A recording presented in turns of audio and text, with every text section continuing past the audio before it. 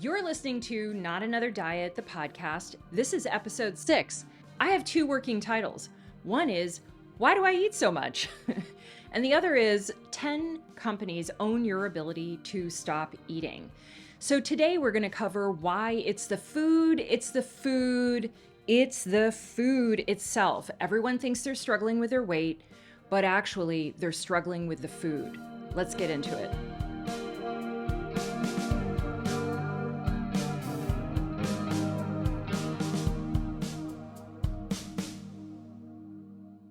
I want to ask you a few questions about how you think about yourself and food. Do you feel hungry most of the time? Do you wish you could stop eating sooner in the meal? Do you secretly think you probably eat too much but don't understand why? Do you find yourself reaching for sweets or junk even though you promised yourself you wouldn't? Is food part of how you self-soothe difficult emotions? Now, you can answer these questions privately, and I encourage you to be honest with yourself about that and have compassionate honesty. And if you listen to any of my episodes and this is your first one, I hope not, you should go back and listen, especially to the calorie counting, because this episode on food processing is really a fantastic counterpart to the others. And there's a reason that I did this as a season so that we could build your learning. Having said that, if you answered yes to any of those questions, I want you to know that this is not a personal problem. There's actually nothing wrong with you at all. You are experiencing the side effects of what modern food is designed to do. So again, let me just say this one more time. If you answered yes to any of those questions, and the truth is, if you are experiencing chronic weight gain, you are eating too much. That is, and I don't mean that as in bad you. Just go eat less. If you've listened to my prior episodes, you know that that is not at all what I'm trying to say to you. What I am saying is that the ways in which you think about yourself and food are actually a byproduct of modern food processing, i.e., what is done to a food. So let's talk about modern food. Let's talk about what I mean by modern food, because I am not suggesting that you go out into the woods and pick berries and live off of that, although that does sound like a fun afternoon, to be honest. But that's not what I'm suggesting for you. I understand you have to live in the modern world and you're a modern person and you can navigate this, but you have to understand what modern food is before you can do that. So what do I mean by modern food? What I mean by modern food is modern food processing. Anything that takes a raw ingredient and does a bunch of things to those raw ingredients, and then it ends up in a package as food on your plate. Now, there's all kinds of food processing. I am not suggesting that all food processing is bad for you. There is such a thing as beneficial food processing.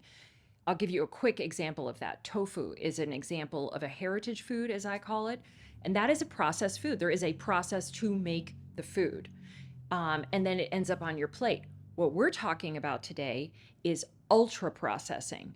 This is the process of turning a raw ingredient into an unrecognizable food. It starts out as one thing, and then many things are added to it, and it's changed, and it's shaped, and it's powdered, and God only knows. I'm not a food scientist, and I am not an expert on how food is made.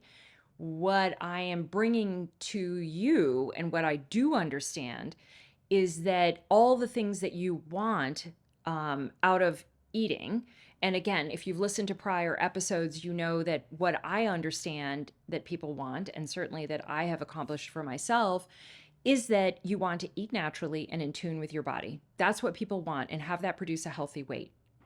What I'm going to lay out for you today is that modern food processing is the reason that you can't do that. And until you understand what is actually happening and the obstacles that you are putting in your own way to keep you out of harm's way, you will continue to struggle with food and then by extension, your weight. So ultra processed food is, when I say to you, what is an ultra processed food? What you will probably say to me is, well, it's chips, it's It's Doritos, it's Twinkies, it's the stuff that we know to be junk. But here's the thing: 74% of all of the food that's on grocery shelves now qualifies as an ultra processed food. 74%. That means that when you walk into one of those, think of those giant grocery stores, right? Where you walk in and it's like an airplane hangar of food. And you think, "Oh, you know, I there's so much choice here. There's so much amazing choice." And what is actually true is that 10 companies own all of those different brands, all of them. And what they have done is use teams of scientists to make food that breaks down in your mouth quickly, that goes into your body quickly, that affects your brain quickly. And the result is, in fact, all kinds of physical and psychological problems. And the reason that we don't seem to have the warning bells about this, I mean, food processing has been rising. If you listen to the calorie count, part one and part two, in part one, I talk about how food processing began in the 1960s, which coincidentally or not coincidentally is when diet culture sprang up. You have food that you can't control, and then you have diets that pretend to give you a path to control the food. But they're all predicated on a huge misconception about food processing. And I'm going to read you this beautiful quote that I think really sums it up, at least it does for me, about the misconceptions that we have about modified food.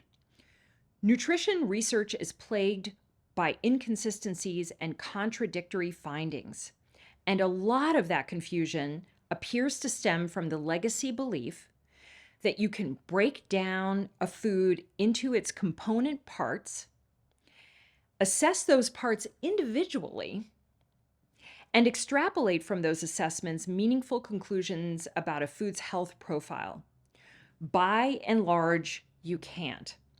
So there's a food that I think really encapsulates this brilliant quote. And I encourage you to, like, if you need to stop and re-listen to that, or if you're listening to this on YouTube, stop and, look at this quote and really take it in.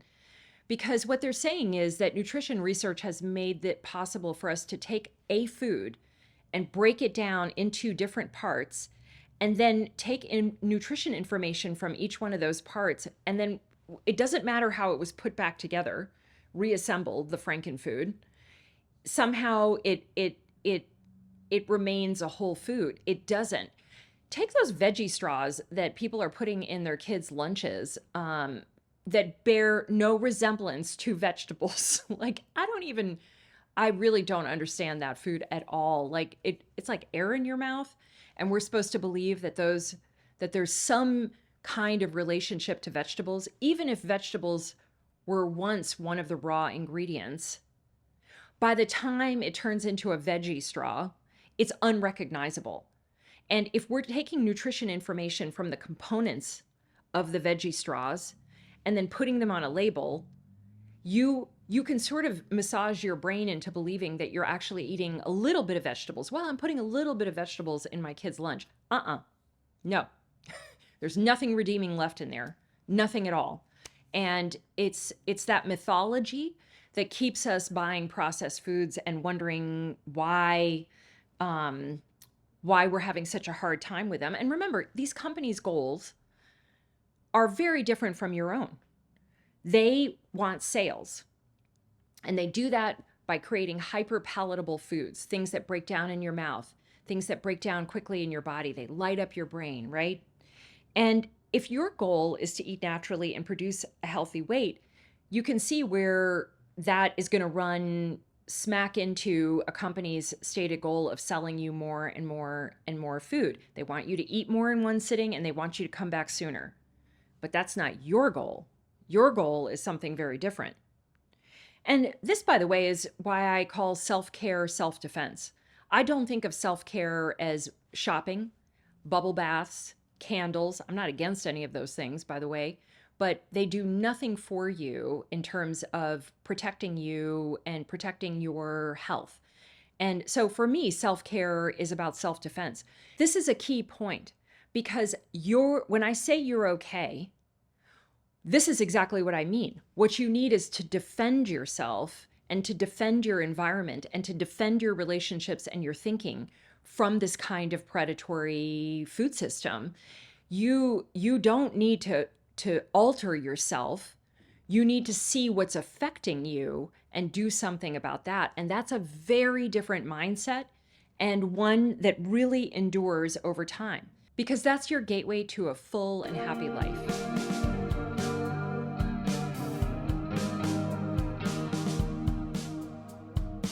I think choice is mostly a myth. And we think that because we walk into the grocery store and see all these just aisles and aisles and aisles of packaged foods. But the truth is, 10 companies in the world own all of these brands, all of them. And the reason that matters is that it looks like we have so much availability. And what is actually happening is that we're drowning in processed foods. We're drowning in them. We're swimming in them and they have overtaken us, and it feels like all the choices that are out there are nothing but processed food. And when that happens, we eat more processed food. And I mean, it's pretty obvious. Like I think the new statistic is that over 60% of the Western diet comes from ultra processed food. That's 60% of all the food that is eaten comes from ultra processed food. And of course, you can link that directly with obesity. So, the two are definitely correlated. But why do we do this? We do this because it looks like there's so much availability and you're choosing from these different brands and we think we're being good little consumers. But in actuality, if you look at it differently, or you look at it the way that I look at it, which is that I see a sea of sameness. Like that's what I see. Yeah, there's 15 different brands of pasta sauces, but they all have sugar in them. So no, thank you. And we'll get to that in a second. But let's talk about what we know food processing does to our bodies. Like what we know. Like this is where the science has taken us already. And we can point to it, right? And there's this endless debate about carbs or no carbs, and I have a great article on Medium about this. And it's an asinine debate. Let me just put it to rest. It's ridiculous. There's absolutely nothing wrong with eating carbs. It's an essential element of life. Where the problem comes in is that we're eating processed carbohydrates, and that is a food component. It probably has had the fiber taken out, most likely. If you've got something that's been turned into a powder and then reconstituted as a food, that I don't really care where it originally came from. You could be making it out of zucchinis or superfoods, but the result is no longer anything close to where it started from. So, we often have this sort of hand-wringing debate about in weight loss about should you eat carbs? Should you not eat carbs? I think it's a meaningless question, actually. And what it really goes back to is food processing. So here's a few of the things that we know food processing does. Number one, your body uses more of the calories. It takes more of them in. So if you flip that, one of the reasons that people who eat whole and unprocessed food diets, a little bit like I do, and I'd say my ratio is about 80%. About 80% of what I eat comes from a whole and unprocessed food. So beans, vegetables, things like that. And when I do that, use many less of the calories. Many less of the calories are used by my body, which means that I eat a lot. So people who are around me always think that I eat a lot of food. I do eat a lot of food, a lot. And part of the reason for that is that my body simply just doesn't use all of the calories because it comes from a whole and unprocessed food. So if you invert that back over to ultra processed foods, it's using a tremendous amount of the calories from those foods. Your body, think of it as like a vacuum. It just sucked it all in as opposed to moving it out, right? And which also, like, if you think about that in the context of calorie counting, how crazy that is. That you're now counting calories and you're eating a food that your body just readily sucks in and absorbs, but now you have to count it to hold it down. Here's an example I love of that. People who eat high amounts of food processing consume on average 500 calories more per day just to feel the same level of satiation as someone who eats whole and unprocessed foods. I'm not a big calorie counter. And as I mentioned during the calorie episodes, where I think it's helpful to talk about calories is density. So this is an example of that. Like, no, I don't want somebody to go count calories. But if you're talking about consuming more, this is a double whammy. You have to eat more to feel the same amount of fullness, and your body uptakes more of those calories for energy or, as it turns out, storage. And ultra processed foods compel you to eat more in the sitting and later on through this alchemy that they've created of salt and sugar and chemicals, and essentially chemicals. And we'll get into that. I'm going to give you really practical ways to figure out if what you're eating is ultra processed. It's actually a very easy formula to figure out. And that's one of the things that I've done is simplify everything. I think food tracking and all of and modern dieting makes things difficult. But I want to make it easy. So here's another aspect that people don't think about. There are people who are addicted to ultra processed foods. This may or may not be you, but it's worth noting that there's a significant portion of the population that behaves in an addictive manner with these foods. And why does that matter to you? Well, number one, it could be you, but and you may be telling yourself a story about how you were just personally deficient because you can't stay away from these foods. But also, I personally don't want to mess with food that does that to a significant portion of the population.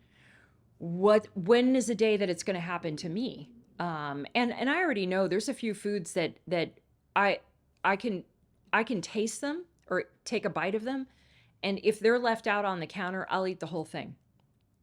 And to me, that is a very addictive behavior. It's overriding my hunger signals. It's overriding my satiation. It's overriding what I want for myself, which, oh, let's talk about that for a second. If the food is compelling you to do something that is against what you have set out for yourself, you don't even need to look any further. That is an ultra processed food. That is what it is. Here's an example in my own life where this happened. This was a couple years ago, and I went on a little trip with a friend, and she insisted on having a bunch of junk food around, which I really should have put some boundaries around that. This was well into my weight loss journey, but we were going on a mountain biking trip, and I figured we'd burn a lot. No. There were Oreos, there were M&Ms, there was all kinds of junk food all over the place, and I dove head first. I could have done like one of those like, woo, just, off the deep end of the pool into those foods. And, for someone who never eats them, who never buys any of that stuff, it really caused a big problem for me. It was probably a couple of months before I was able to wean myself back off of sugar again.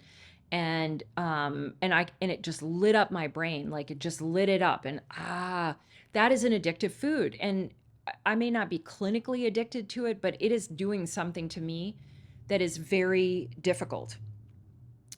Here's a quote from the book Hooked, which, if you want to explore the science of food processing and its addictive nature, is a great one to explore.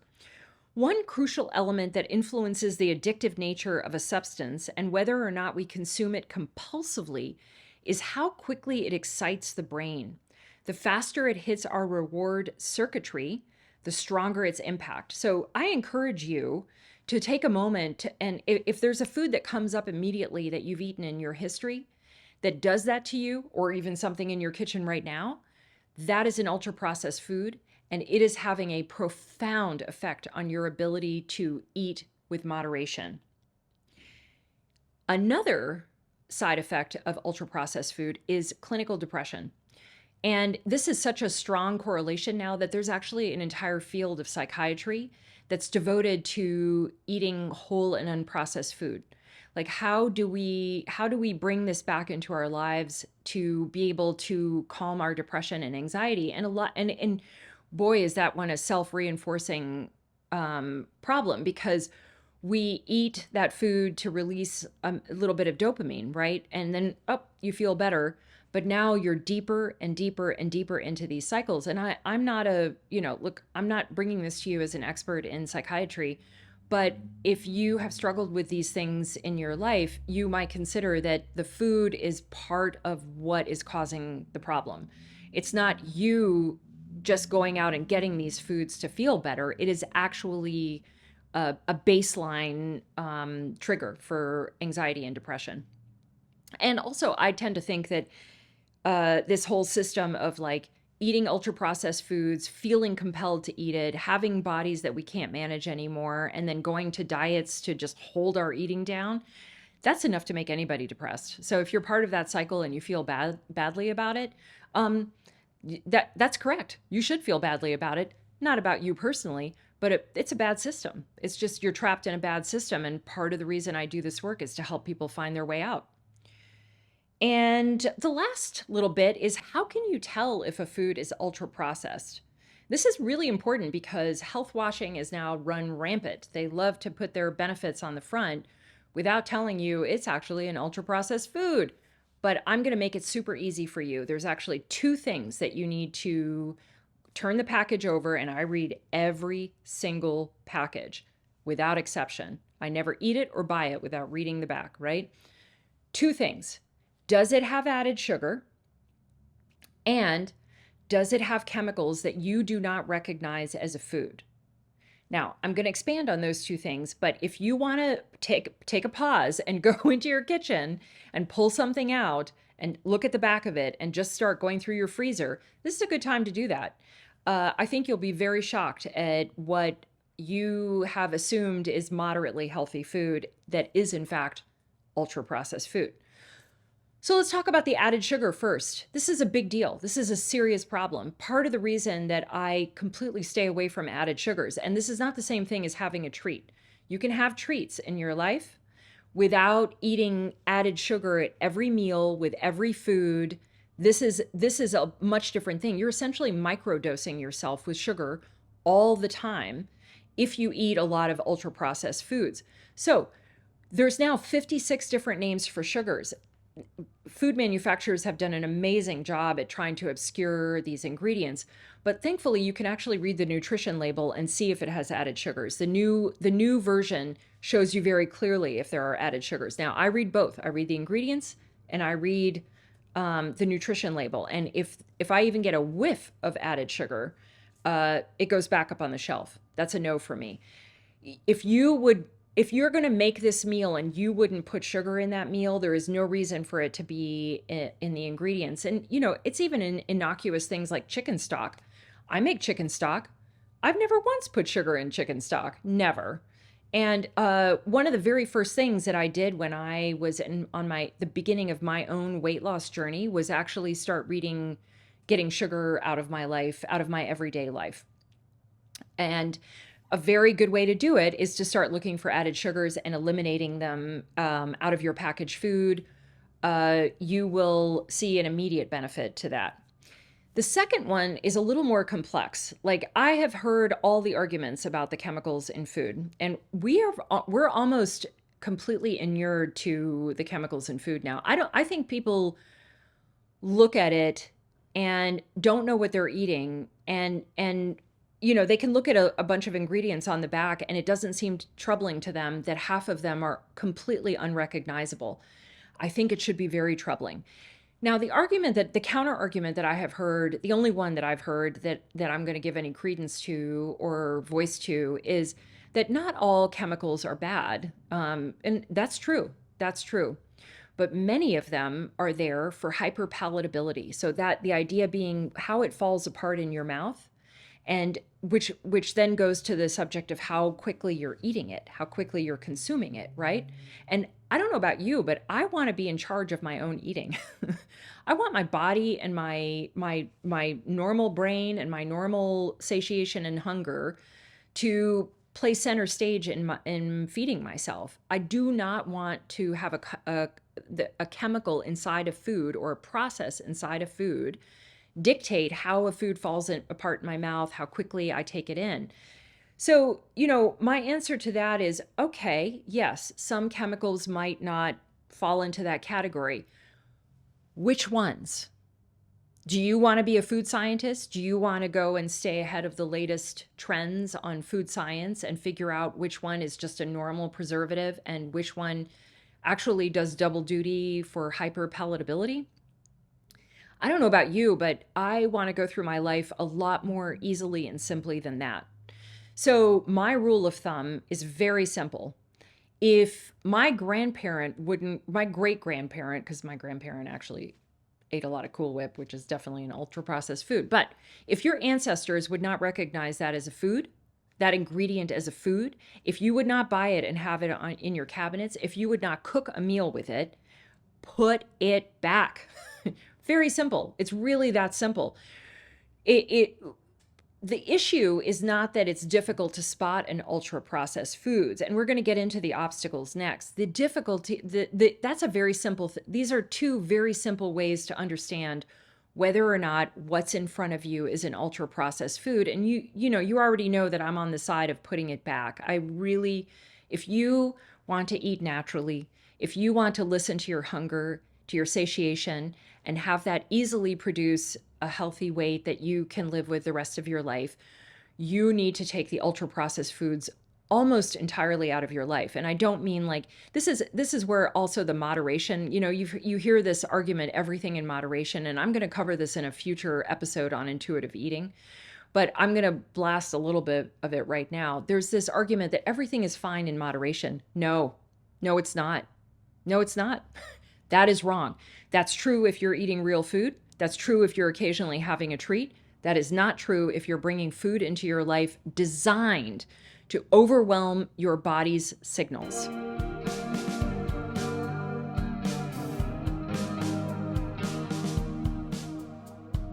If it's so obvious that ultra-processed foods are responsible for most of the problems in people's lives as it relates to their eating and health, then why isn't it simple and easy to just stop eating them and get them out of your life? And let's talk about it. This is why I say that your life is complex, that you are complex, and that the problem is thorny. If you've read my stuff before, you know that I talk about how weight loss is actually a thorny problem, or weight gain, I guess, is actually a thorny problem. And what I mean by that is that it comes into your life in all kinds of different ways, which is why diets are so woefully inadequate to deal with what is actually happening in your life, which is this avalanche of garbage. One of the things I notice that people do is sort of discount the obvious. They'll say, "Oh, it's not that big of a problem," or they're discounting what is right under their noses for a larger problem, which is that my metabolism is bad, or I'm just born this way, or all kinds of these sort of bigger things that are outside themselves, when in fact what's right in front of you is a sea of ultra processed foods. So that leads into one of the obstacles is in fact that we're swimming. I think of us as swimming through life, constantly being offered or shown ultra processed foods. And if you think about your wiring as a human being, you're wired to be very in tune with other people and very in tune with your environment. And your environment is nothing but ultra processed foods. And here's a great little exercise. If you don't believe me, which I suspect you probably do a little bit, but maybe really haven't quantified it in your own life, take a day and make a little, you could even do like a little stick, like on a piece of paper, make a little note, right? Every time you see or are offered ultra processed foods. That could be you walked into a convenience store. That could be you went and got gas. That could be advertisement on your phone. That could be looked at a restaurant menu, and it goes on and on. It goes on and on. You drove by fast food places. You think there's a reason that those signs are huge? It's not just to like advertise their brand, but also to put it in your head that you might want some of those ultra processed foods. And if you've ever driven by one of those and had this feeling inside of you that it evokes right to the food, right to that thing, that Ah, that thing that lights up your brain. That's a perfect example of you are swimming, living, breathing an obesogenic environment. And if you are going to live in this modern context where you're just being offered it constantly, you have to find a way to defend yourself. So, back to the idea of self care as self defense. You have to defend yourself against this onslaught of suggestions to eat and eat more and eat more, and then have food that actually compels you to do exactly that, right? Another issue that this one is by design, and this is one I find so insidious for this exact reason. We call it the health washing of food. So you look on the front and there's all kinds of marketing like, oh, made from whole grains and blah blah blah, which whole grains are fine, like, but the truth is, if you turn over the label, that, and look on the back, that's where the real story is. But on the front, you see all kinds of stuff, ancient grains. That was my favorite. So I in one of my lessons, I teach about this bag of pretzels that my ex-boyfriend brought over to my house. And from the front, it looked awesome. like ancient grains and sea salt and blah, blah, blah. I don't even remember all the health washing on the front. But the back told a very different story. Almost no fiber, therefore no whole grains. And there were other problems too. I think it had added sugar, and I don't remember anymore, but the back tells the real story. So you almost have to become completely immune to health claims on the front of a package. Like they're meaningless. They could just be like wah wah wah, and it would mean the same thing. The real story is in the ingredient list. And remember, we're looking for added sugar and chemicals you don't recognize as food. And then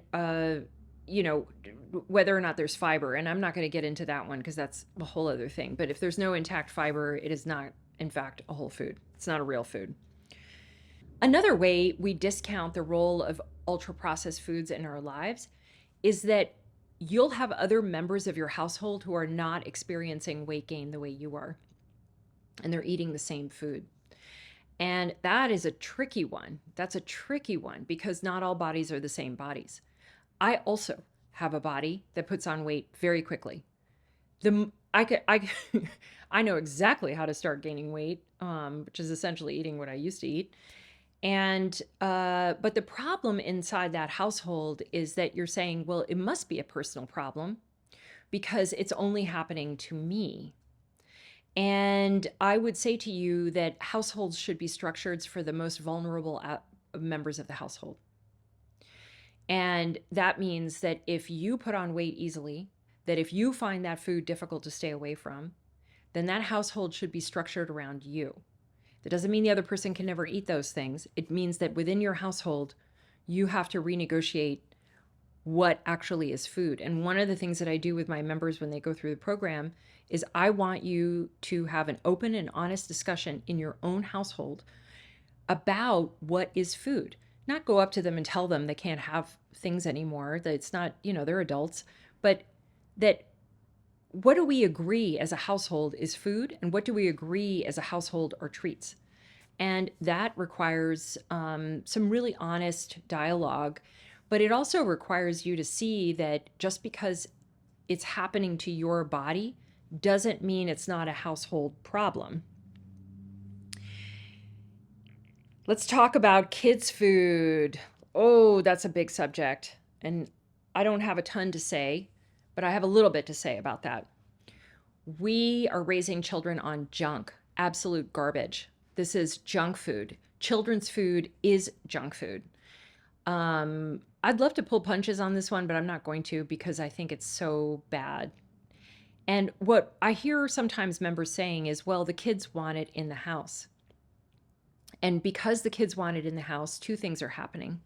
One is you think you have to have it in your household because other households also have kids' junk in the house. If you have that in your household, if you are serving that to your children and you're a busy person and you think you're going to be eating something different, you're not. You are also going to eat junk food. And it's a problem for everybody in that household, even if your children are not experiencing health consequences immediately, although diabetes is rising for children under 15, which is absolutely a household issue. you cannot be surprised that their food ends up on your body. That's what it is. That's what's happening. And, you know, I understand that there's some difficult moments in making a transition to a real food household, but I'll leave you with this. If you want your children to be free of this issue, if you want them to understand how to take care of themselves as adults and to not struggle with their bodies and to not have this issue, help them now. Cook with them now. Now is the time to show them what nutrition means, what real food means, how we handle treats in the modern world, why we don't go through drive-throughs, all kinds of things.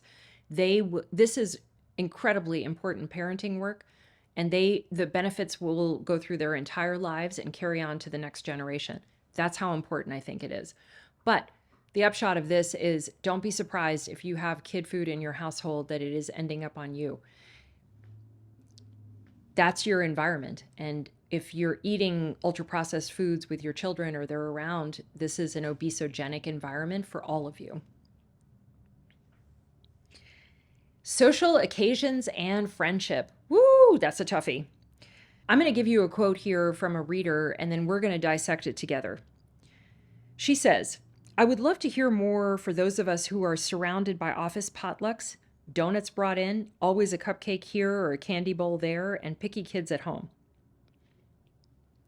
And what she was looking for was tips to navigate this. Tips like, how do I make myself not participate in this? And I don't want to tell you that there's no tools.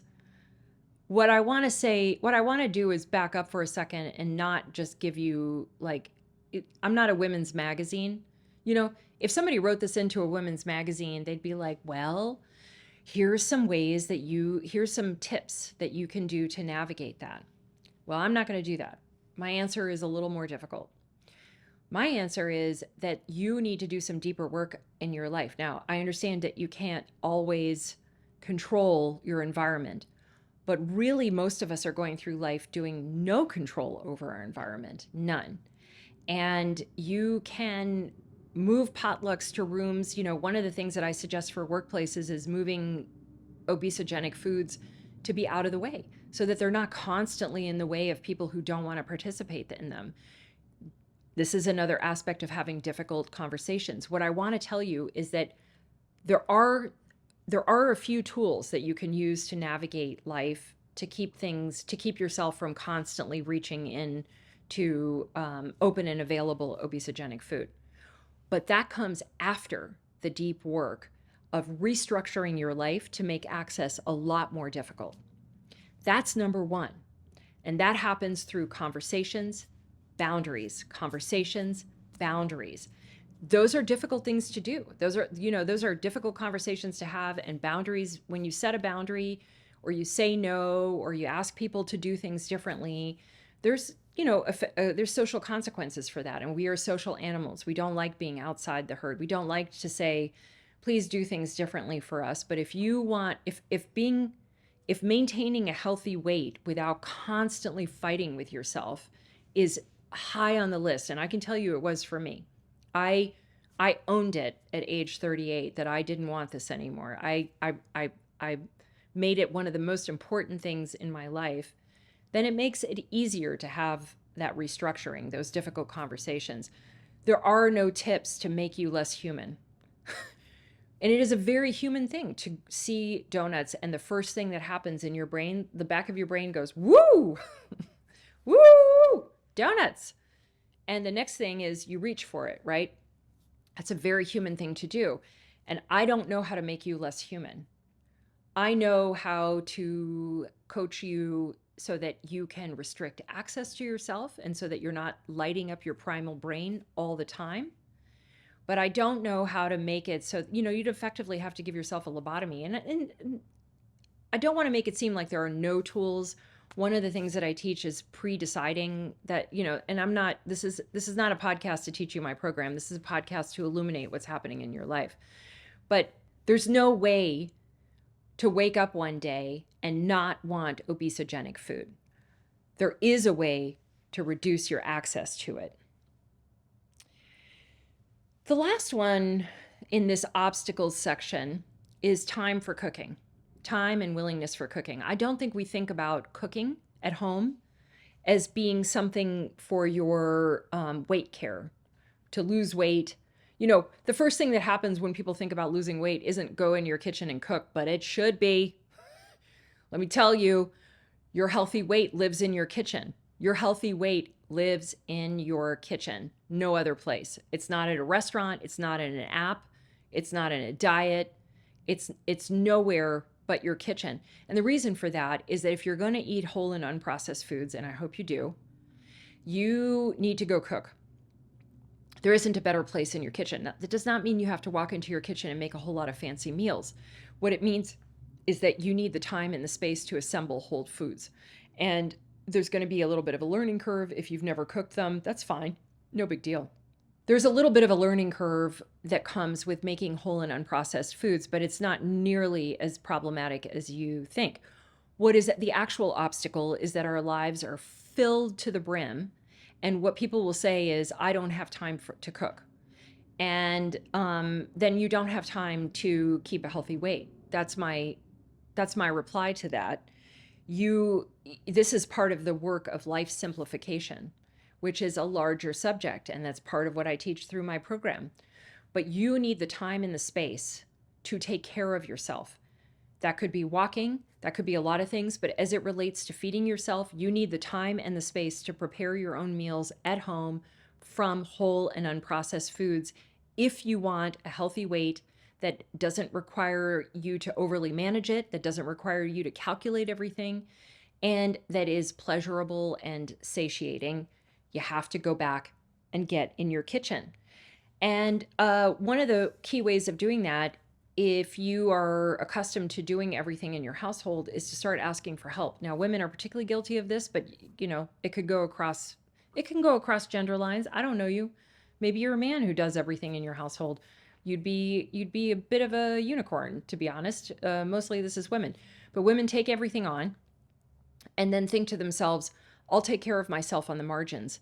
And my answer to that is, have you been able to take care of yourself on the margins, or has your ability to take care of yourself completely eroded away with all of your time responsibilities?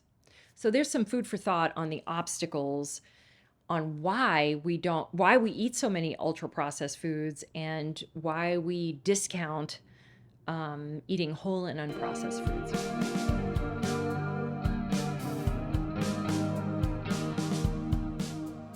So what's the fix for this mess? As you well know, there's probably not one fix, but if there is any life-changing magic that I can share with you, you know, everybody's looking for life-changing magic when it comes to weight loss and dieting. And there actually is one that I can wholeheartedly recommend. And that is, the more you eat whole and unprocessed foods, the less you have to think about food, calories, macros, any of it. You can literally just set all that down and never think about it again. Never dissect a particular meal or take pictures of it and send it to nutritionists, or all of the ways that we're encouraged to be incredibly neurotic with our food. You can stop thinking about it and actually just enjoy pleasurable meal. Trust yourself, trust your body. All of the things that we think of as sort of like a psychological deficiency are actually a byproduct of whether or not you're eating ultra processed food or real food. And people who, one of the things that I hear quite often is that they want to feel calm around food. They want to feel calm. And what I think they're meaning is that the food is not activating their brains. This is the life-changing magic that will make that happen. Eat real food, real ingredients, things that your ancestors would recognize as food. If you put it in front of them, they would know either how to cook with it or what it is or how to eat it. And I say ancestors because really processed food has been around long enough that our grandparents probably partook in some of it. So really we need to go back to ancestral food. And it doesn't mean I need you out there collecting things in the woods, although if you liked foraging, that's kind of a fun thing to do. But no, you can go to farmers markets. You can absolutely eat out of the perimeter of the grocery store. There's lots of ways to navigate all of this. but you have to start with real ingredients: beans, vegetables, meats. And the way I put it is that it's been picked, fished, harvested, or slaughtered. That's how you know that these things are real food. And it's just an easy way. If you're a vegan, you can obviously cut out what doesn't, resonate for you, or a vegetarian. All of it still applies. Many of the problems that you have diagnosed about your body, that your metabolism is off, that your hormones are off, I hear it all the time, or that our gut flora is off and this is responsible for the problems. Let's reverse engineer it. Those are outcomes of eating ultra processed food. If you want your body to correct itself, and I don't want to take any supplements to correct my body. I don't need it to do any of that. What I need is to support my body back to its health, or into a healthy state. And the way that you do that is eating whole and unprocessed foods. You will allow your metabolism to regulate itself. You will allow your body, your hormones will regulate themselves, even if you're going through menopause, which, by the way, I've done all the way through. No weight gain through menopause. Eating whole and unprocessed foods. I know I'm making it sound like a cure-all, and I don't mean that food is like curing disease. What I mean is that it's going to cure problems, metabolic issues, as they relate to environmental factors like eating ultra processed foods. So you can allow your body to heal itself through good nutrition, through real food. You don't need to do anything else besides that.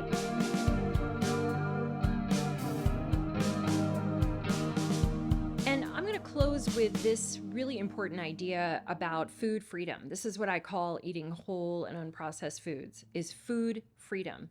What do I mean by that? I don't have to think about it. I don't have to consternate about what I'm eating, or think about how to balance my macros, or how am I eating too many carbs, or have I eaten too much in the day? I don't here was the dream for me that I have now accomplished for 13 years and counting, through adopting whole foods into my life. Is I wanted to just eat when I was hungry, know when I'd had enough, enjoy my food, get actual pleasure out of eating, and have that produce a healthy weight that was stable and consistent. If you said that to most people on the street, they would be like, that sounds like utopia. It's not utopia. It's the byproduct of centering your life around food that supports healthy eating, and never having to wonder when you pick up a package whether or not you're eating something healthful, or to rely on marketing. And this is I love this as a final example of what it is that we're talking about. This is actually just almonds. It's just almonds. If you look at the ingredients, it's just almonds, which would meet the test for me immediately of real food. Is it real food? Mm-hmm. It was picked. I don't need to think about it any further than that. But in order to sell almonds now, they have to put things on the front like smart eating and net carbs. As though people who are eating almonds need to count their carbs. And you absolutely, if you're eating a diet of real food, do not need to count anything, much less net carbs per serving. I couldn't care less how many net carbs, or actual carbs, or a lot of carbs this thing has. It doesn't matter. It's real food. And therefore, you can sort of remove it from your mind about something that needs to be quantified and held down. So it's a life of simplicity. That's what it offers. It offers a life of simplicity. And what would you do with the extra time in your life that you don't have to think about food as being something to hold down, or hold away from you, or be suspicious of, right? You can just live your life, eat, have a pleasure, and then move on with it. So I hope this was helpful to you today in really, this whole season is free yourself, right? And I want you to free yourself from ultra processed foods so that you can free yourself from dieting. It's just that simple. Dieting is just a gauntlet. That's all it is. But creating a life that supports a healthy weight is an enduring, lifelong value.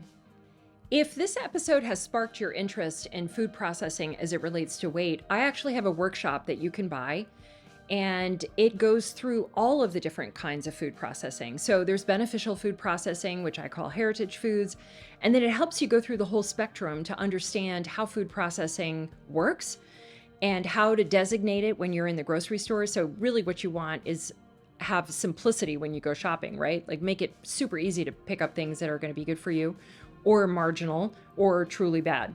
My workshop does all of that, and you can find a link to purchase that in the show notes.